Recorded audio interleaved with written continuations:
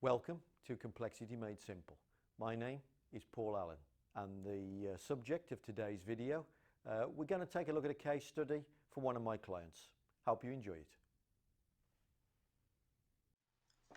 Okay, let's get straight into this case study. Case study 3, component swapping. This is a tool that isn't particularly traditional to the Six Sigma toolkit. Personally, I'm not a fan of having a traditional toolkit. I just have a toolkit that solves problems, so I will often use lean tools, 5S, etc. to solve problems. This particular tool, component swapping, isn't traditional, but it is a great tool when you have this particular problem that this particular company has, which is a finished item, a fully assembled item that has an end of line test and it fails the end of line test. Component swapping is a great tool, and it's a tool that really answers a question that the Six Sigma toolkit cannot easily answer. So let's get into this thing, take a look.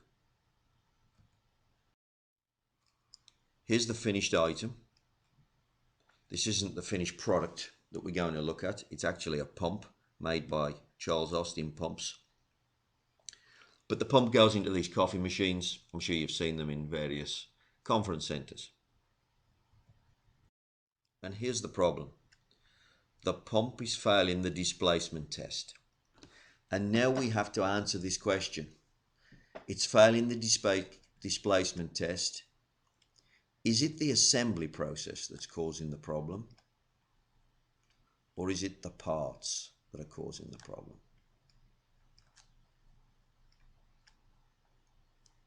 Because unless we can answer that question, we will go to the wrong place to try and look for answers. And again, as I said earlier, component swapping is a great tool to do this. Whenever I've used component swapping in these situations, it has often taken me, a little bit like you're going to see in this case study, straight to the answer in a very simple, easy to understand way. Now here's the traditional Six Sigma approach. This is the approach I would typically advise. We would go straight to the process. Process flow, cause and effect. The cause and effect diagram is going to identify all the variables in the current assembly process. We are going to check the measurement system. Is the measurement system okay? Is it telling us lies? We would do an MSA in order to do that. Once we've found the variables, we are going to identify them with a C, an N, or an X. C means they are under control. That would be good. N means they are noise or not controlled. Typically a bad thing. X means we'd like to understand them more, and therefore we are going to experiment on them. But these two here are usually the ones that we concentrate on, and we turn the N's into C's as we can using standard operating procedures, and then we see what happens. That would be the traditional approach. But because this is a finished assembly failing an end of line test, the first thing we have to ask the question is, well, is it the process or is it the parts? Here is the process. 2 workstations. Looking fairly messy, so looks like there's plenty of opportunity to get this process further under control should we need to do that. But before we step in, probably 5S is going to solve this problem, by the way, if it was all about the process. Before we step in and do that, we're going to do a component swap, and it's going to answer the question, is it the parts? And which part is it, by the way? Or is it the process? Here are the parts.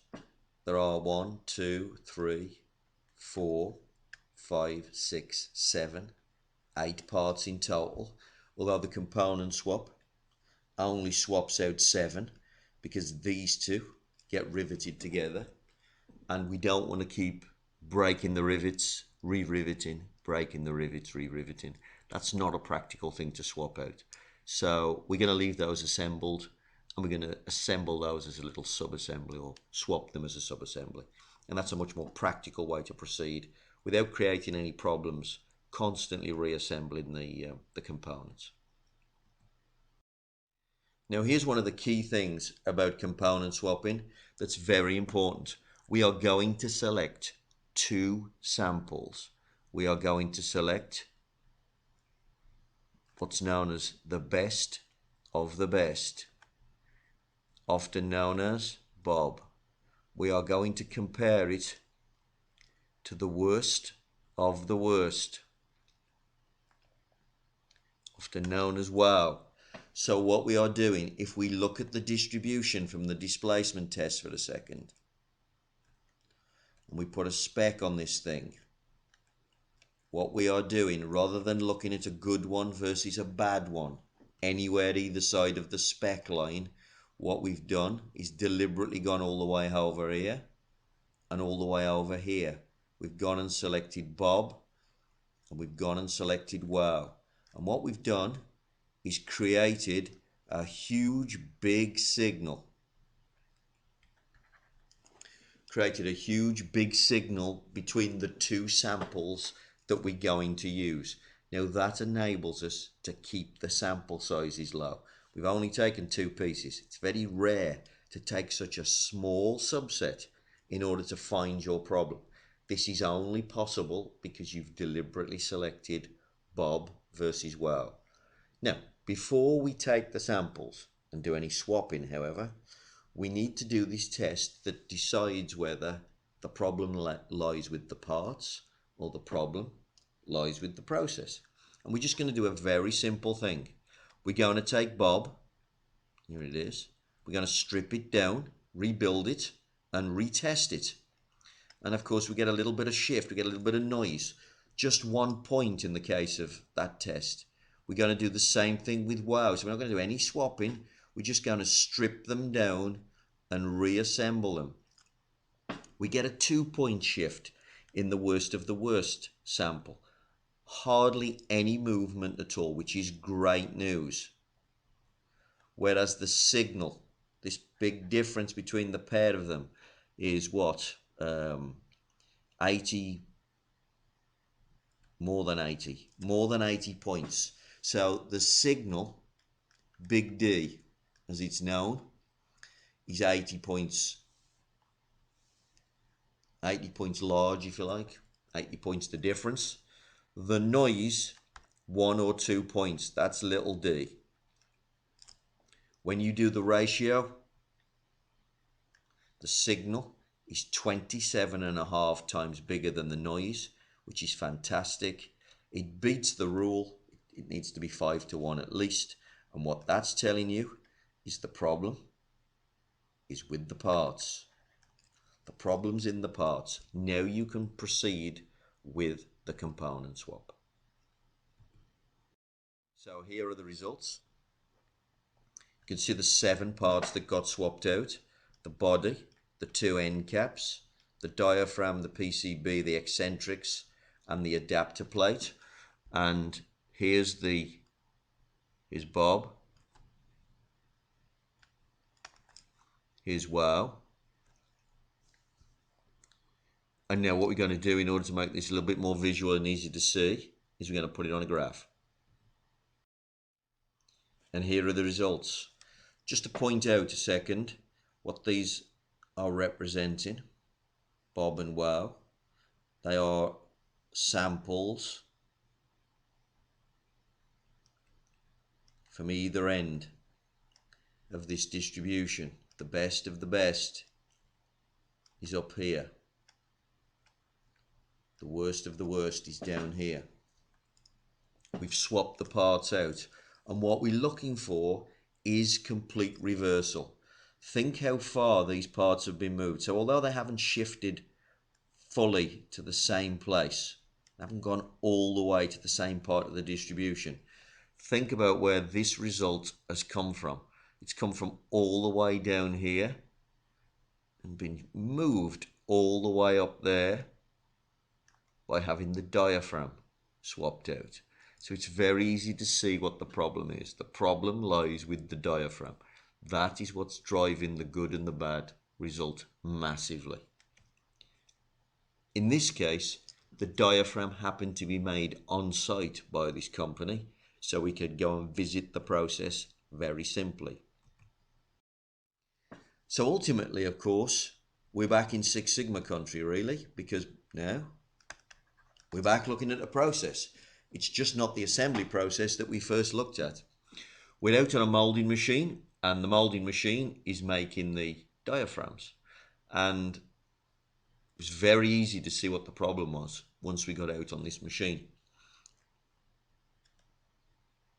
Down here, look, are some little shavings, little bits of rubber that the operator has created. And he's created them with this little tool here. What's been happening is that they've run this machine. They haven't done any proper, official, routine tooling maintenance. The tool is getting in a worse and worse condition, and gradually it's deteriorating and it's producing flash inside the rubber diaphragm, which means the pump won't work properly.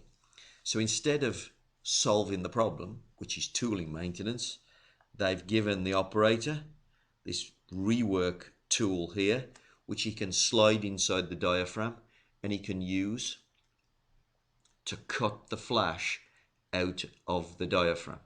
But of course, in cutting the flash out of the diaphragm, what he's also doing is he's taking more of the diaphragm away than he should do.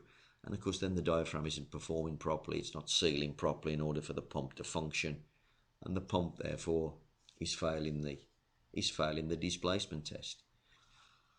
And that pretty much is the answer. They are going to now do some tooling maintenance on that particular product, on that particular tool, and they're going to solve the problem. And whenever people do component swapping, they often say to me, is that it? Is it that simple? Well, obviously, we were lucky when we went to the moulding machine that it was that visual. But in terms of finding the component that's got the problem, when you use component swapping correctly, when you have a fully assembled component, a fully assembled product failing its end-of-line test, component swapping is usually a brilliant and simple way of solving the problem, yes, that quickly. It really is that quick. Hope you've enjoyed the case study. I'll be back with another case study in around about a month. Hope to speak to you then. Case study. Drink tea and read the paper. My latest book covers all the principles that I cover in this video, this case study, other videos on my site. And if you really want to know how to make Six Sigma world-class engineering, Drink Tea and Read the Paper is the book that you should read.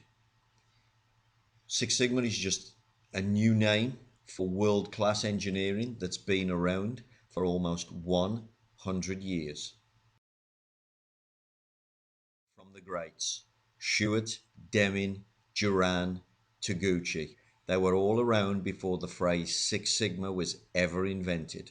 And all the principles that's covered in Six Sigma, all the tools that are covered in Six Sigma, all belong to these guys. Go learn about them, drink tea, read the paper. Put in Lulu RC and you should get a 25% discount. I look forward to receiving your support.